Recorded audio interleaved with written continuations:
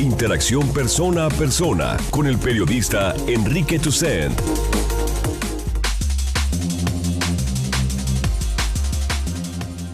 Muy buenos días, los saludamos en este programa especial que queremos compartir con ustedes, donde haremos un recuento de algunas de las declaraciones, de las entrevistas, de las frases que fueron más importantes en este su espacio cara a cara en el último año. Tuvimos la posibilidad de platicar con los actores políticos que tienen más peso y que toman más decisiones en la vida pública de nuestro estado. Y bueno, queremos comenzar este primer segmento con recuperando algunas frases, por ejemplo, que nos dijo Enrique Aubry, el diputado del Partido Verde Ecologista de México, que estuvo con nosotros poquito después del escándalo que hubo por una presunta agresión en la vía pública. También estuvo con nosotros Enrique Alfaro para hacer un primer corte de su administración en Guadalajara y hablamos de la seguridad como una de sus principales preocupaciones. Y también el gobernador del estado, Aristóteles Sandoval, con el que discutimos el tema, por supuesto, de Luis Carlos Vega Pámani, es uno de los escándalos de este año, y también el asunto de su padre, de Leonel Sandoval, y su ratificación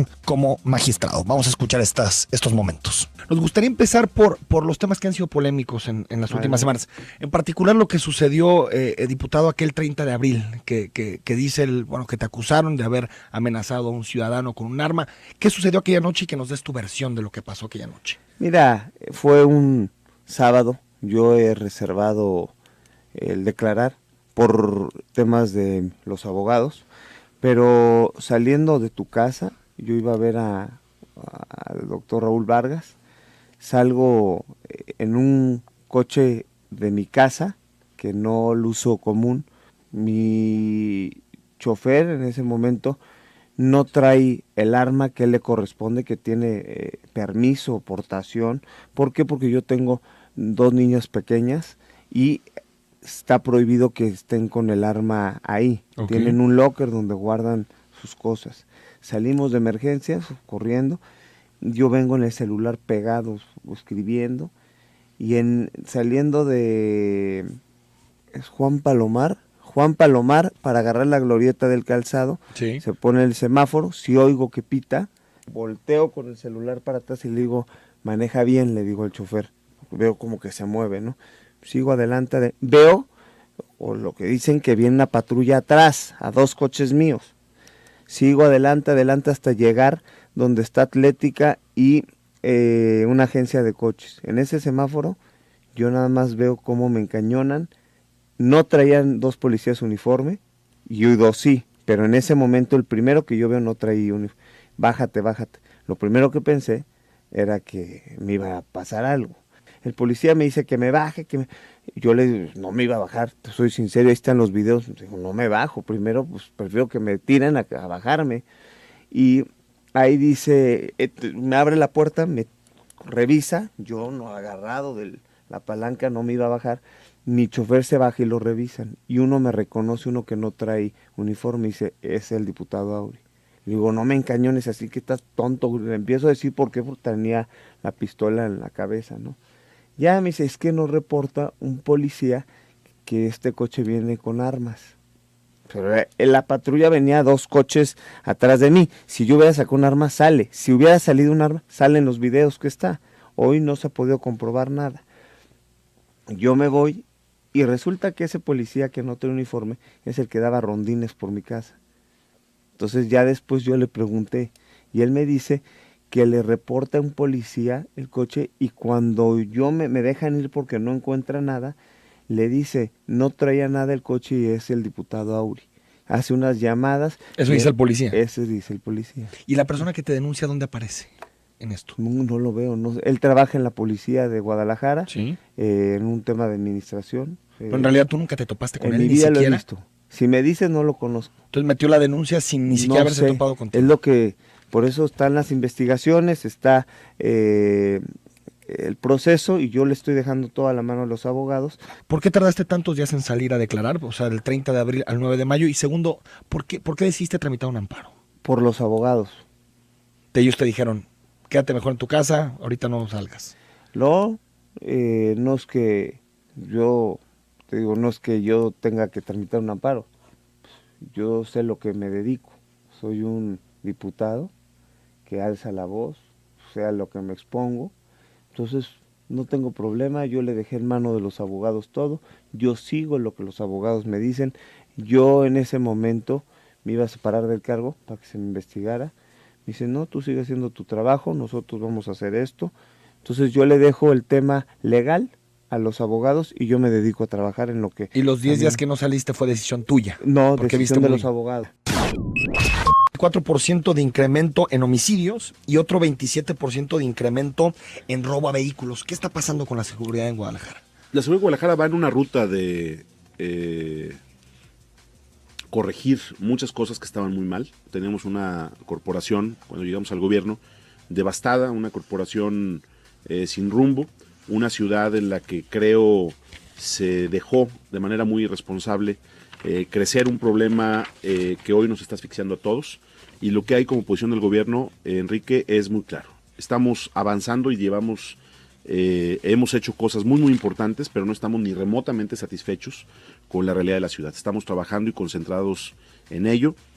No voy a entrar yo ya más, porque me parece que esa es una estrategia, diría, perversa e irresponsable, el de estar en la confrontación permanente y particularmente con este asunto de las cifras, ¿no? De quién tiene las cifras adecuadas. Claro, es un asunto muy curioso. Mira, te doy un dato. En estos números que tú presentas, que en efecto son parte de un documento que envió México. Sí, el Sistema Nacional de Seguridad Pública, ¿no? Sí, así es. Yo tengo el documento y en ese documento tú puedes ver, por ejemplo, este incremento en el tema de homicidios, pero lo que no puedes ver es que de esos homicidios el 92% son ejecuciones del crimen organizado. Es decir, no están matando a la gente en la calle para robarle, están matándose entre los delincuentes. Y eso es un asunto que escapa por mucho a los alcances y a las competencias de una policía municipal. Pero si yo entrara en ese debate de que no me toca a mí, le toca al otro, pues sería terrible. Creo que eso sería lo peor para la ciudad. La seguridad es un asunto de todos y todos tenemos que asumir la responsabilidad y sobre todo tener la capacidad para entender que el modelo ya se agotó. El modelo de seguridad de esta ciudad y de este país está agotado. Lo que nosotros hemos puesto en la mesa es que no podemos seguir teniendo en la misma ciudad 9 policías municipales distintas, con 9 jefes, con 9 estrategias diferentes, cuando los límites municipales son a veces un camellón nada más. Entonces, nosotros tenemos que concretar ya, el plazo fue el mes de julio, el gobernador sabe que estamos en el último tramo y vamos a sacar adelante el nuevo modelo de coordinación metropolitana para el tema de seguridad. ¿Qué es la Agencia Metropolitana de Seguridad? ¿Qué es la Agencia Metropolitana de Seguridad? Esta no es la ciudad que queremos. Todavía le falta muchísimo a nuestra ciudad para recuperar la paz y la tranquilidad. Tiene que haber autocrítica y yo no le voy a echar la culpa al gobernador, ni se la voy a echar al fiscal, ni se la voy a echar a nadie. Lo que voy a hacer es seguir insistiendo en la reflexión colectiva de cuál es el problema de fondo, porque si no, nunca lo vamos a arreglar. A ver, ¿tú tienes idea de cuántos delincuentes detenemos todos los días en Guadalajara? Es una cantidad brutal y están sueltos a los 2 días. ¿Qué está pasando con nuestro sistema de impartición de justicia? ¿O de veras creemos que el sistema o el Poder Judicial no tiene nada que ver con el tema de seguridad? Pues por supuesto que tienen que ver, pero cada quien tiene que asumir la parte que le toca. Es que más que un debate sobre los indicadores o sobre los números fríos, lo que tenemos que entender es que en Guadalajara ya están caminando proyectos que van a transformar el fondo del problema. Volver a establecer reglas y condiciones para que esta ciudad sea una ciudad incluyente, para que volvamos a recuperar nuestros espacios públicos. Gobernador, ¿crees que se equivocó Luis Carlos Vega Pámanes al llamarle al comisario de Guadalajara para interceder por 2 presuntos delincuentes? ¿Crees que sobró esa llamada y que de alguna forma está impactando en la credibilidad del Poder Judicial, uno de los 3 poderes del Estado?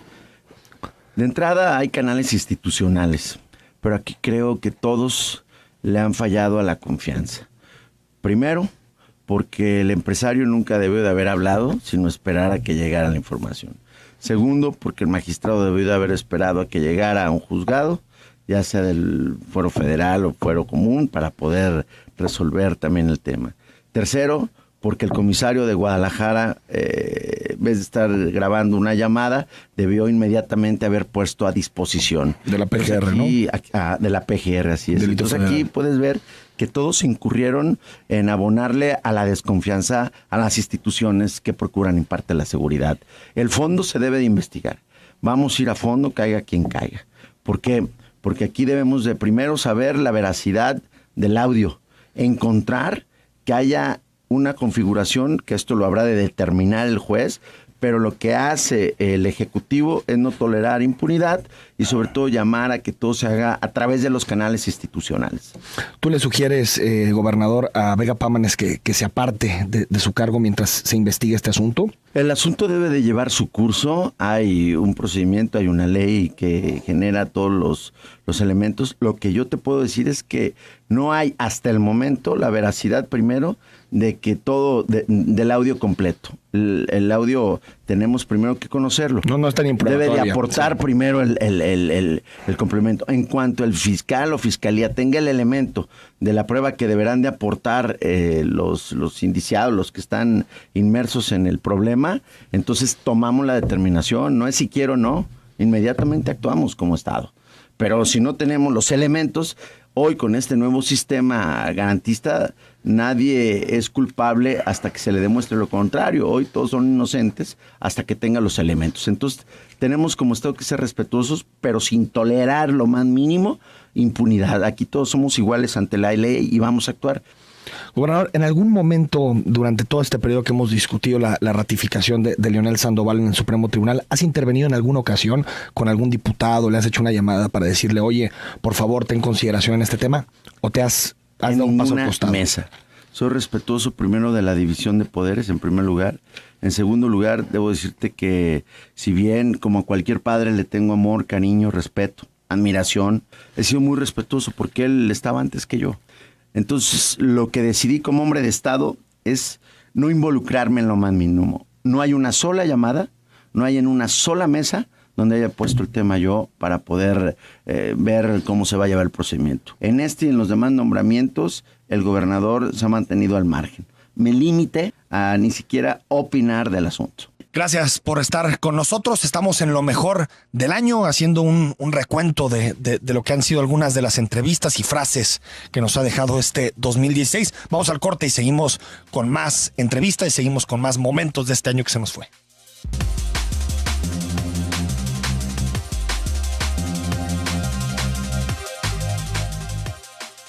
Estamos de regreso en Cara a Cara. Ahora recordaremos otros momentos también de este espacio. Por ejemplo, cuando platicamos con Eduardo Almaguer, fiscal general del Estado, sobre los principales problemas en materia de seguridad de la entidad. También con Francisco Ayón, que vino como el titular del Consejo de Administración de Pensiones, poquito después, un par de días después de que nos enteramos de las dificultades económicas y financieras que tenía el IPEJAL en nuestra entidad y desde su punto de vista, la razón que explica las manifestaciones que hubo de algunos trabajadores de pensiones contra la titularidad de Francisco Ayón al frente de este IPEJAL. Vamos a escucharlas. Un fin de semana difícil, diría yo, en materia de seguridad.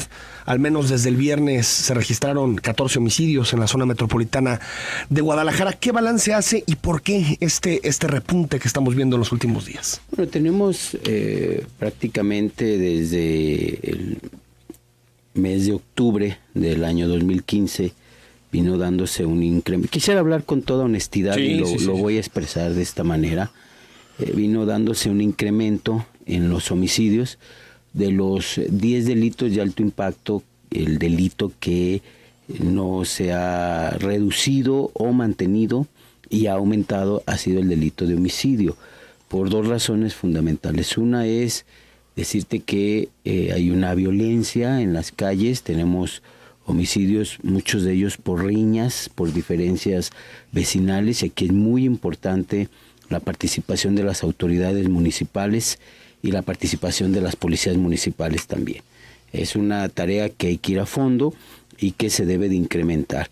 La otra parte, Enrique, tiene que ver con las detenciones que desde el mes de octubre han venido dándose con diferentes sujetos, líderes criminales de esta banda que ha estado de este grupo delictivo que ha estado en los últimos años en nuestro estado, y que a cada detención sobreviene una consecuencia. No lo estoy explicando únicamente, no hay ningún tipo de justificación. La autoridad tiene que actuar en cualquier tipo de delito y más en este tipo de crímenes. Sin embargo, estoy precisando el por qué se da un incremento. Anteriormente a la detención de cualquier líder criminal sobrevenía una serie de bloqueos. Hoy lo que se da es una reacción, diríamos, más entre ellos que tratando de afectar o intimidar a la población. Sin embargo, nosotros hemos venido deteniendo a algunos de estos ejecutores de estas acciones. Y también te soy honesto, estos sujetos no solamente asesinan, sino también están en los asaltos, en el narcomenudeo, en las privaciones ilegales de la libertad. Las policías municipales habrán de incrementar su vigilancia, habrán de incrementar su trabajo que permite evitar estos homicidios por riñas. Debería de haber un incremento más de sobrevigilancia, toda vez de que la policía estatal tiene un grupo de reacción muy importante, un grupo élite muy bien preparado, muy bien equipado, pero solo somos el 10% del número de elementos que tienen las policías municipales. Quisiera también precisarlo. Nosotros somos un apoyo a esta actividad y obviamente la policía investigadora de investigar y de resolver los delitos cuando suceden. Yo les hago una reflexión muy, muy sencilla, ¿no? Entre menos delitos haya, pues menos trabajo se tiene en la Fiscalía Central y en los propios centros de reinserción, ¿no? De reclusión. Entonces, además de fortalecer las unidades especializadas, por primera vez la Fiscalía ha entrado al tema de lavado de dinero o la operación con recursos de carácter ilícito, porque no tiene caso que detengas a un cabecilla si no le tocas su columna vertebral económica. Sus cómplices siguen actuando, en ocasiones sus familiares. Ahora, fiscal, ya decías, desde octubre de 2015 vemos este repunte, incluso 2015 cerró con un aumento en los homicidios de poco más del 10%. Es correcto. Y en el primer trimestre de este año ya somos a nivel nacional el tercer estado con más homicidios después del Estado de México y de Morelos. Preguntarle, si se sigue atacando el cártel Jalisco Nueva Generación, que entiendo que es a quien se refiere, ¿hasta cuándo veremos realmente un descenso en los homicidios? En corto tiempo. Paco, preguntarte por un tema que me parece que es importante, la manifestación de ayer de algunos trabajadores de pensiones. ¿Qué pasó? ¿Cómo la interpretas? ¿Crees que hay detrás objetivos políticos detrás de estas manifestaciones? Mira, yo lo que creo es que se tiene que generar una situación de revisar quiénes son los que participan en las mismas. Por ponerte un ejemplo, una de las oradoras principales es una persona, la dirigente del DIF Guadalajara, Marta Elia Naranjo, que es la suplente del gobierno municipal de Guadalajara en el consejo. Ok. Ella es la suplente. Entonces, ¿tú crees que Guadalajara está detrás de las manifestaciones de ayer? No, lo que creo es que en este sentido hay una pelea sindical que no tiene que ver conmigo ni con el presidente municipal, que tiene que ver tanto con el Sindicato Nacional de Trabajadores de la Educación, con el propio la Federación de Trabajadores al Servicio del Estado y estos sindicatos independientes. Entonces, si te fijas, uno de los reclamos más importantes es sobre mi persona y sobre Juan Pelayo, que es el líder de la Federación de Trabajadores del Estado, y yo creo que tiene que ver con un tema de representatividad. Sí, yo creo que tiene que ver con un tema de representatividad. Lo que está marcado en la ley es que en el Consejo participa la sección 47, participa la FETSE y están marcados quiénes son los que participan en el Consejo.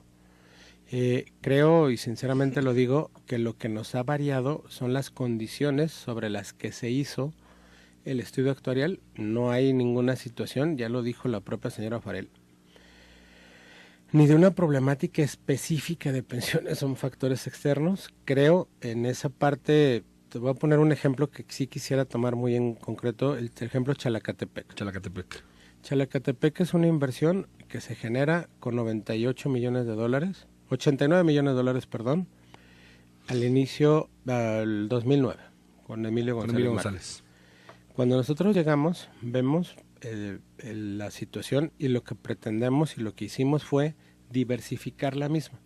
Es decir, entrar, platicar con los socios que tenían ya pensiones, platicar con el propio Fonadín de Banobras, generar una situación de inversión y que de ese 98% que tenía, de esos 89 millones que era el 98% de su inversión de pensión estaba solamente en Chalacatepec. Dejamos solamente el 48% en Chalacatepec, mandamos el 26% a La Mandarina, un terreno en Nayarit. Sí, el hotel, ¿no? El que ya este lunes 16 de mayo se puso la primera piedra del Hotel One Lonely Mandarina por parte del gobernador de Nayarit, de Roberto Sandoval. ¿Mandaron 40 millones para allá? El 26% de la inversión, de los 89, el 26% de la inversión se fue para allá para diversificar los riesgos, y el 24% se fue al Hotel Four Seasons Ciudad de México. Me han dicho, una vez vi a uno de las personas que ayer se manifestaron, que el Hotel Four Seasons Ciudad de México era un hotel quebrado. Difiero mucho de que sea un hotel quebrado, cuando es el hotel líder de la Ciudad de México, en Paseo de la Reforma, al lado de la torre más importante de Ciudad de México, de Torre Vancomer, donde para el segmento de ocupación que tiene y el nivel que tiene de personas que llegan, tiene una tarifa de base de más de $300 y una ocupación de más del 60%, y a pensiones le da una utilidad neta al año del más del 15%. Antes de pasarle la voz a Jorge Rocha, preguntarte, entonces tú interpretas la manifestación de ayer como una pugna sindical interna del IPEJAL por el control, digamos, sindical del instituto. Nosotros lo que vemos, yo en lo particular lo que veo tiene que ver con pugnas sindicales que no son de hoy. Si tú checas las notas, ellos son los mismos que estuvieron en contra de la reforma de pensiones desde el 2009, todos los que se manifestaron el día de ayer. Hoy, gracias a esa reforma, pensiones ha pasado de tener 14,000 millones de pesos a tener 30,000 millones de pesos de activos y poder tener un escenario de futuro. Si no, no estaríamos hablando de los números que hablamos hoy. Estaríamos hablando de que no tendríamos para pagar las pensiones en 3 o 2 o un año. ¿Sí? Esa es una parte fundamental. Y la otra parte fundamental, Enrique, es que creo que la agenda estatal jala muchos actores en este sentido y que se avecina cada vez. No visualicemos el 2018, visualicemos el 2017, ¿sí? Donde ya tendrá que haber los que quieran ser candidatos. Los que quieran ser candidatos estarán ya generando esos tipos de movimientos, y es una parte fundamental de eso. Gracias por estar con nosotros. Estamos en lo mejor del año haciendo un recuento de lo que han sido algunas de las entrevistas y frases que nos ha dejado este 2016. Vamos al corte y seguimos con más entrevistas y seguimos con más momentos de este año que se nos fue. De seguridad, uno de los alcaldes que más autocrítica hizo en esta materia. También nos acompañó Pedro Kumamoto, el diputado independiente, para discutir sobre la reforma al Poder Judicial, poquito después de que se desató el escándalo de Luis Carlos Vega Pámanes. Escuchamos estos fragmentos y regresamos. Miren, la verdad es que yo ya no leo ese informe de CEPAT, porque a mí se me parece desde hace varios años pues un trabajo muy tendencioso.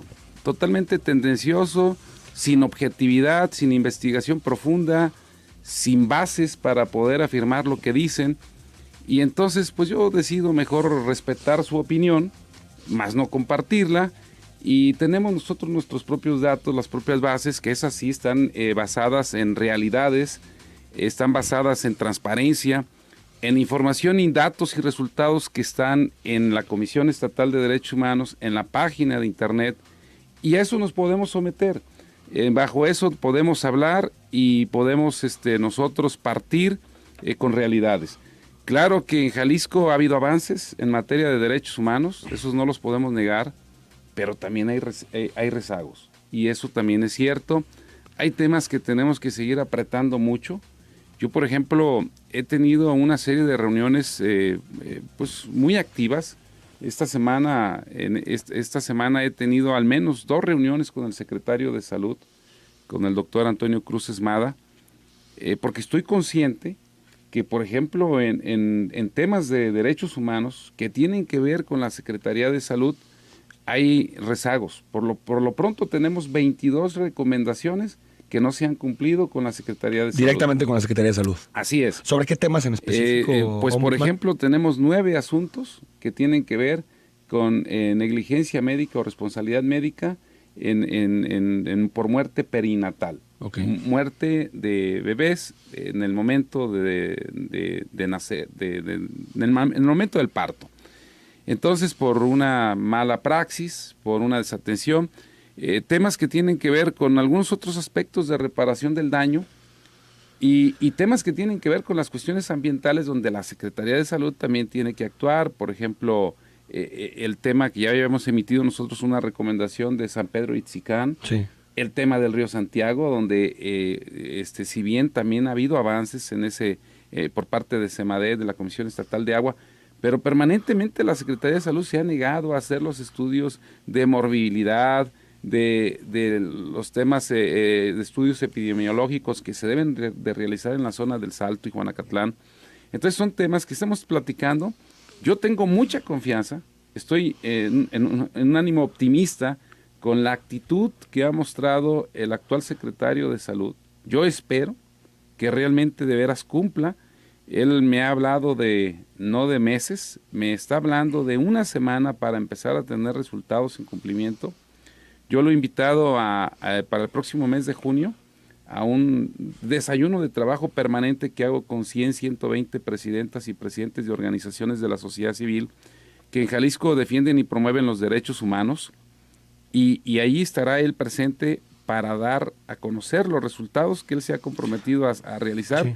En su primer mes. Ahora, de ahorita entramos directamente al caso de salud, presidente, pero hay datos en el estudio que, si bien son datos que pueden ser, digamos, no muy serios desde su punto de vista, pues al menos surgen de fuentes oficiales. Por ejemplo, el aumento en feminicidios, 13%, el aumento en desaparecidos, 4º lugar en homicidios en el país. ¿No cree que, quitando quién hace el estudio, quitando quién hace la investigación, no cree que estos datos realmente sí son preocupantes? Sí, desde luego que el tema del feminicidio, así suceda uno solo, esto será preocupante. Es un tema que se debe de abordar, se debe de trabajar. Todo tipo de violencia contra la mujer es un tema que debe ser prioritario. Y bueno, nosotros les voy a comentar, no tuvimos que esperar a que en Jalisco se dictara una alerta de género o una alerta de violencia contra las mujeres, porque así es como está prevista la figura en la ley estatal, para que nosotros actuáramos. De hecho, nosotros tenemos 3 programas básicos muy importantes desde la Comisión Estatal de Derechos Humanos. Tienes que hacer que la percepción de la seguridad vaya caminando, y en este momento en ninguna parte del país se siente esta percepción. Entonces, este es uno de los indicadores. Estamos ampliando pues, todo el discurso que te dirá cualquiera. Ya compramos patrullas, estamos equipando, estamos terminando el nuevo edificio. Mi apuesta central ahí es en 2 temas centrales. Uno, con todo un modelo de cámaras muy importante, que le voy a meter muchísimos millones de pesos para poder tener por lo menos todas las principales vialidades perfectamente cubiertas.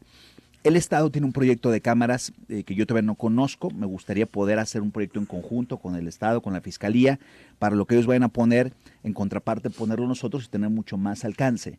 Necesitamos mucho mayor coordinación en este tema de las cámaras. Pero creo que un asunto central parte de una impresionante descomposición social que se está viviendo. El tejido social tiene un nivel de descomposición increíble que no se había tenido antes. Hay cosas que para mí son indicadores. Tú vas a una primaria y tú ves hoy a papás que está pasando la bandera, no se quita la gorra. Tú ves a niños que no le tienen el mínimo respeto ni a los maestros, ni a los adultos mayores, ni a los abuelos. Y esto no pasaba hace muy poquitos años. Empieza a descomponerse la sociedad a un ritmo tan acelerado que si no le metes una apuesta en serio a la educación, a una revolución desde las primarias públicas y desde la educación, no vas a lograr cambiar este modelo, porque entonces nos va a pasar también otro tema. Detenemos antier a un asaltante en una casa, dentro de la casa, y entonces el ciudadano muy contento, pues a la media hora, 1 hora lo habían soltado, y lo habían soltado porque el nuevo sistema que están planteando decía que no había la prueba porque no tenía nada en la mano, pero estaba dentro de la casa. Entonces, también hay muchos policías que con este nuevo sistema están absteniéndose de detener a los delincuentes. ¿Crees que el problema está en el MP, en el Ministerio Público? Bueno, el problema está en todas partes. El problema está en el Poder Judicial. Sí. Es que el fiscal central nos dijo aquí que eran los policías municipales, sobre todo. Ajá, yo no que tardaban mucho en llevar al acusado. Pues eso es un argumento. Es como decir que si yo hice una encuesta con todos los que han tenido algo que ver con alguna averiguación previa en la fiscalía, pues yo creo que también hay una crítica. Sí. O sea, no hacer una autocrítica de dónde estás, pues me parece un terrible error. Yo parto de que la policía municipal tiene sus errores, tiene sus limitantes, les falta capacitación, les falta mucho mejores condiciones. Estamos becando 45 elementos para una licenciatura en seguridad pública. Y mi idea es becar al 100% de los elementos, pero hay unos que con trabajos tienen secundaria y tienes que irlos aumentando en su capacidad, en su educación.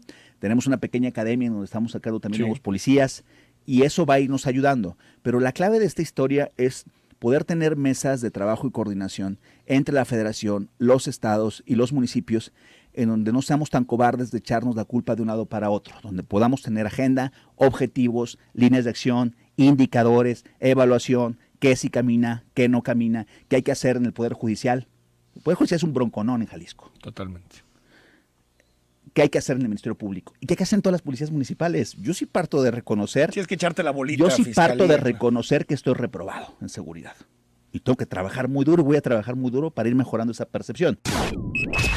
Yo espero que eventualmente este cambio o este viraje de eliminación del fuero pueda redituar en que tengamos la claridad de que si el día de mañana se utiliza como herramienta política la justicia, pues nos va a tocar a todos terminar con un pie en la cárcel, ¿no? Y yo creo que más bien la lógica sería que se impulse tener mejores cuadros técnicos dentro del Poder Judicial para que si alguien lo merece, sí termine en la cárcel, pero si existen otras personas, sean opositoras o seamos opositoras a la manera en la que se ejerce el poder en el estado de Jalisco, pues no sea por ese un motivo para visitar la prisión. Me refiero al proceso porque, por ejemplo, para los consejeros del ITEI, bueno, para los comisionados del ITEI, hubo un proceso complejo, un proceso que tú de alguna forma delegaste de la Comisión de Participación Ciudadana, un consejo consultivo que se formó ad hoc para este tema, y sin embargo al final en la votación llegó una fichita de MC y una fichita del PAN, y que incluso ni siquiera lo escondieron. Uno venía del Comité Directivo Estatal del PAN, es decir, ser director jurídico, y otro venía de Zapopan, de ser el titular de Transparencia, un ente que tiene que ser observado por el ITEI. Bueno, me parece escandaloso al final la designación,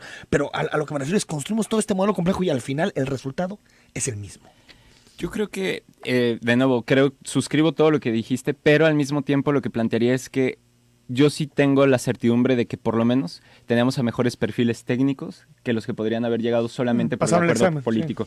Sí, lo hicieron de manera legal y por otro lado presentaron que acreditaban los conocimientos. Sin embargo, también creo que debe de existir esta responsabilidad política de la que hablas. Esencialmente es lo que estamos proponiendo junto con el tema de regidurías. Nosotros lo que queremos y lo que buscamos es que sean votados. Es decir, hoy por hoy los regidores son, si lo queremos ver de una manera más clara, plurinominales. Lo que buscaríamos es que tuviéramos... Como en Nayarit. Exactamente, como en Nayarit, que sean por mayoría relativa para que cuando tú tengas un problema y una gestión, puedas ir directamente con esa persona que tú votaste. Dice Javier Preciado, ¿tú crees, Pedro, que debería renunciar Luis Carlos Vega? Yo lo he planteado, al menos dar un paso al costado. Por lo menos dar un paso al costado para que se le pueda seguir un proceso claro dentro del espacio judicial, porque si no, pues lo que termina sucediendo es que no se responsabiliza de los audios y si en todo caso el tema termina librado en el Poder Judicial, pues que termine su periodo, porque en realidad ya está por terminarlo, y si no, que dé una muestra de responsabilidad política con este acto claro, ¿no?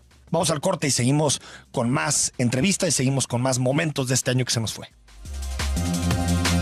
Estamos en cara a cara en un momento difícil de su paso, de su presencia como presidente del Supremo Tribunal de Justicia del Estado de Jalisco, con Luis Carlos Vega Pámanes. Nos recibió una llamada en el centro, en el torbellino de la polémica por esa actuación que tuvo en este año, bueno, que fue en abril, pero que se supo prácticamente hasta octubre de esta forma de interceder por criminales o por presuntos criminales con el comisario de Guadalajara, con Salvador Caro, y también después se supo de algunos antecedentes penales que había tenido Luis Carlos Vega Pámanes ya en los años 90, pero que totalmente le impedían ser magistrado y le impedían ser presidente del Supremo Tribunal de Justicia, y sin embargo los diputados en su momento aprobaron que llegara como magistrado y también sus compañeros en el Pleno del Supremo Tribunal le permitieron ser presidente pues, prácticamente 4 años del Supremo Tribunal de Justicia. Aquí nos da sus explicaciones que debía seguir en el Supremo Tribunal y por qué él argumenta que en realidad lo que hizo al momento de llamarle a Salvador Caro fue defender el debido proceso de estos dos presuntos delincuentes. Yo en todo momento la petición fue que aparecieran esas personas privadas de la libertad y se pusieran inmediatamente a la autoridad competente. Yo no pedí, no intercedí.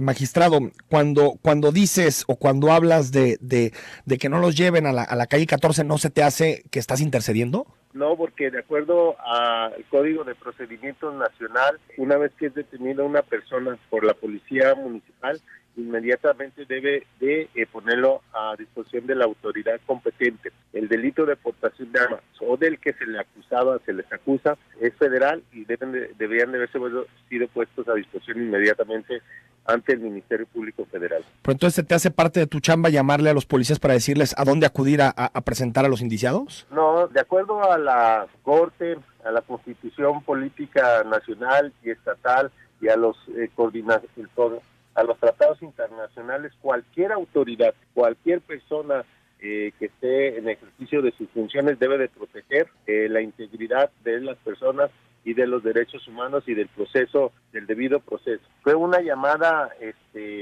institucional para preguntar primero si estaban detenidos o a disposición de él. Me dijo que no, y luego él me regresó la llamada dolosa y malintencionada para grabarme y sacando preguntas que no, y además dicho audio que él ha puesto o que él ha filtrado está editado. Se escucha mal, sí, se oye sospechoso, quizás, pero yo los invito a todos ustedes, a tu amable público, respetuosamente, a que escuchen el audio y me digan en qué momento yo pido algo, en qué momento intercedo por alguien. No debe ganar la agenda de la mentira. Pero sí tuviste tiempo en esa llamada, Luis Carlos Vega, para decirles que lo que pasa es que estos dos personajes, que tú conoces, digamos, al patrón de ellos, a un señor, y que es muy amigo de un grupo empresarial aquí. Eso lo dices en el audio, es decir, no estás ahí protegiendo el debido proceso. Lo que estás haciendo es decir, yo conozco a estas dos personas, por favor, dales consideraciones. No, esa grabación está editada. O sea, ¿eso nunca lo dijiste? Sacada de contexto. Aquí lo que yo te debo de decir y que no está respetando este personaje es lo siguiente. De acuerdo al debido proceso y la presunción de inocencia, no se deben de dar nombres. Yo por eso no doy nombres. Esos nombres o esas personas van a comparecer en su momento en la investigación. Son vinculadas a proceso. O sea, estas personas no quedaron libres. Estas personas... sí quedaron libres. No quedaron libres. Empezaron proceso, pero quedaron libres. Están llevando el proceso por la aportación de armas. Estoy de acuerdo, pero fuera de la cárcel, ¿no? Fuera de la cárcel. Porque el delito puede ser llevado en libertad bajo fianza. Sí, de acuerdo, por portación. Ahora, Luis Carlos Vega, el problema es que tú dices, yo trato de intervenir para que los lleven directamente con la PGR, porque es un delito federal, pero tampoco en ningún momento de la conversación vemos que en realidad le hagas la petición que los lleves a la PGR. Lo que dices es que no los lleven a la calle 14, porque ahí nomás van a entorpecer el trámite. Exactamente. Y además de que está editada. Ahora, ¿cuántas veces, Luis Carlos Vega, le has marcado a Salvador Caro para hablar o para pedirle que respete el debido proceso de sus detenidos? Esa era la primera vez, no había yo tenido la necesidad de llamarle y no me habían a mí pedido la intervención. Pero entonces sí interveniste porque te lo pidieron, es decir, porque te lo pidió este grupo de empresarios.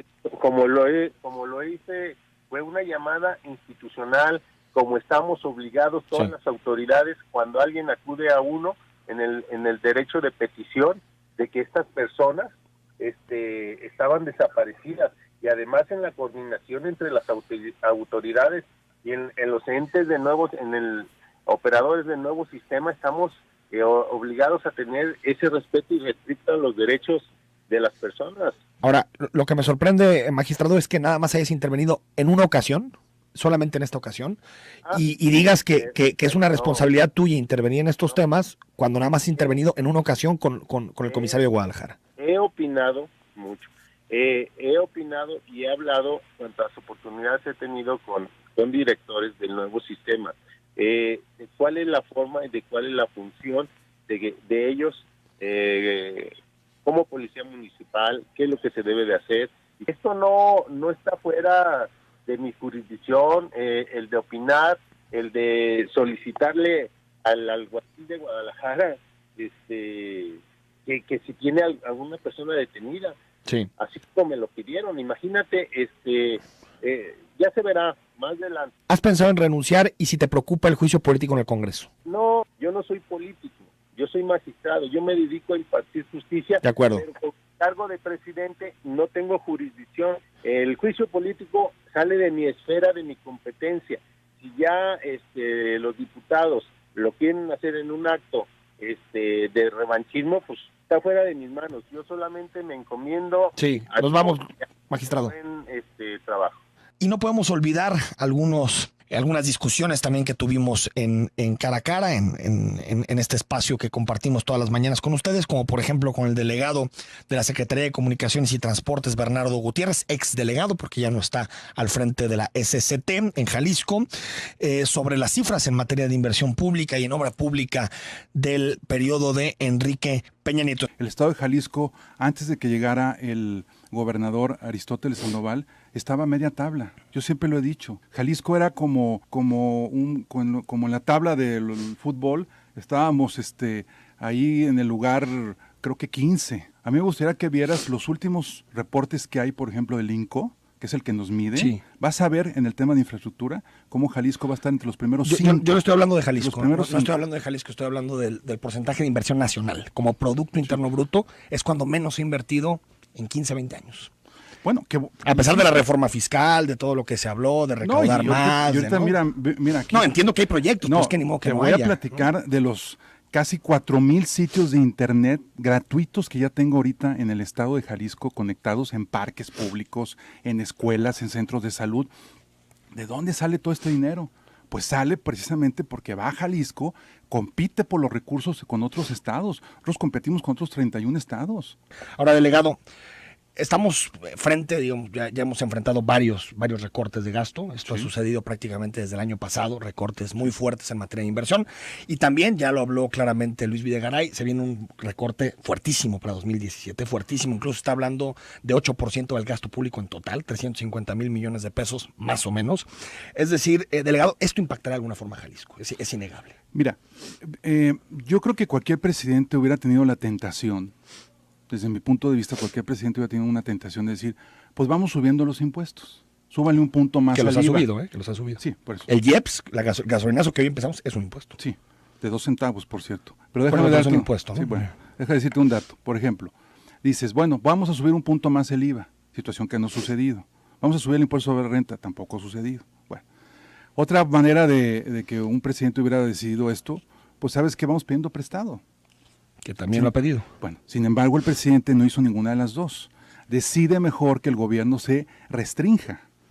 Es decir, no se trata de un problema económico del país, se trata de un problema económico del gobierno. Conste, son cosas diferentes. El país está creciendo. Y tan es así que pues revisa los datos de Jalisco. Somos el segundo estado que más generación de empleo tiene, nomás nos gana el Distrito Federal, o la Ciudad de México, pues ahora llamada. El gobierno federal y el gobierno del estado están coordinados, y como están coordinados, por eso hay condiciones económicas. Tú salte un ratito a ver a la ciudad cómo se está construyendo toda.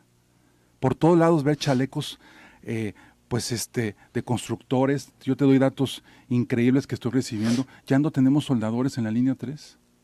Estamos trayendo soldadores de otros estados.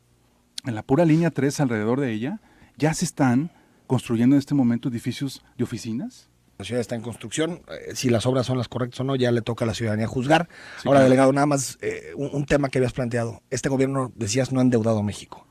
Los datos son los datos, delegado. 22% del PIB de deuda cuando llegó Peña Nieto, ahorita 53% del PIB como deuda.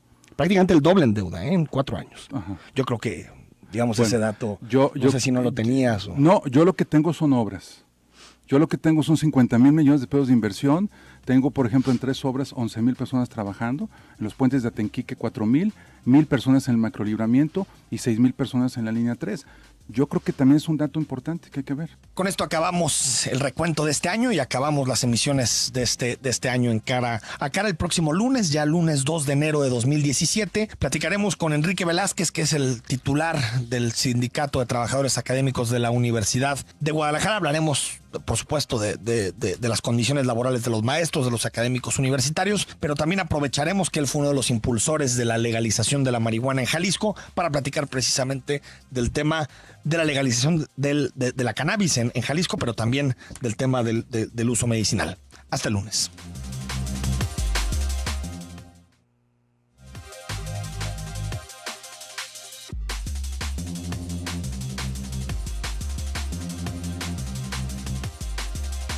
El mundo se actualiza cada instante. Escuche Canal Continental de Noticias, el informativo de mayor cobertura en México y Estados Unidos.